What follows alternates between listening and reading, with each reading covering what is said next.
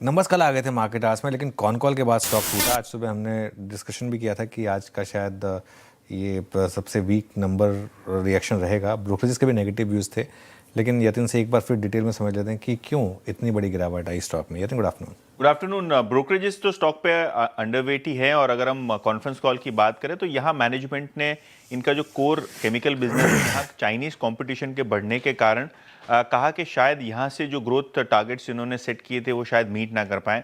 In fact China market से अभी भी डंपिंग जारी है और प्राइसिंग प्रेशर अभी भी मार्केट प्लेस में है। उम्मीद ये थी कि सेकेंड हाफ में चीज़ें इंप्रूव हो, लेकिन उस तरीके का कुछ दिखाई नहीं पड़ रहा है। इसके अलावा सस्ते दामों पे डंपिंग के अलावा अगर हम देखें तो प्रोडक्शन में भी एक स्पाइकअप देखा है चाइनीज मार्केट्स में, जिसके कारण जो एग्री रिलेटेड केमिकल्स हैं यहाँ भी प्रेशर देखने को मिल रहा है। जो अमेरिकन टैरिफ्स हैं उससे फ्लोरोकेमिकल के कारोबार पर असर पड़ता हुआ नजर पड़ रहा है। हालांकि बीओपीपी और वोपेट फिल्मों में देखा है कि जो चाइना में प्रोडक्शन कट हुआ है उसका थोड़ा बहुत फायदा लोअर लेवल्स पे मिलता हुआ नजर पड़ रहा है, क्योंकि प्राइसिंग थोड़ी बहुत इंप्रूव हो रही है।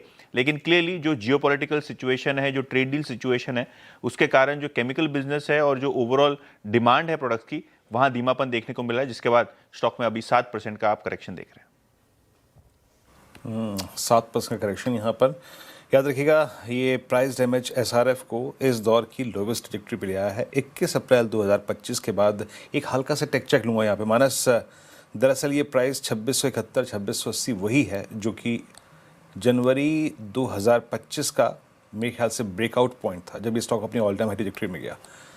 Just for the sake of I think investor या फिर वो जिसकी डीमैट पे पड़ा हुआ है या फिर होल्डिंग में पड़ा हुआ है, 2680 या 2650 के नीचे क्या प्रोजेक्शन है इस स्टॉक का? देखिए, जो प्रोजेक्शन आता है वो तो करीब 2475 के आसपास आता है, जो कि 200 वीक मूविंग एवरेज है, क्योंकि जितने भी बॉन्ड मूविंग एवरेजेस हैं वो ब्रेक हो चुके हैं। एक बहुत ही अहम सपोर्ट था 2775 का, स्टॉक ने उसको भी ब्रेक किया है। आई थिंक 2475 तक की गिरावट देखने को मिल सकती है, तो इस गिरावट में खरीदारी ना करें। कभी कोई उछाल मिले तो यहाँ पर लॉन्ग पोजीशन से निकलना ही बेहतर रहेगा। ओके, चलिए बात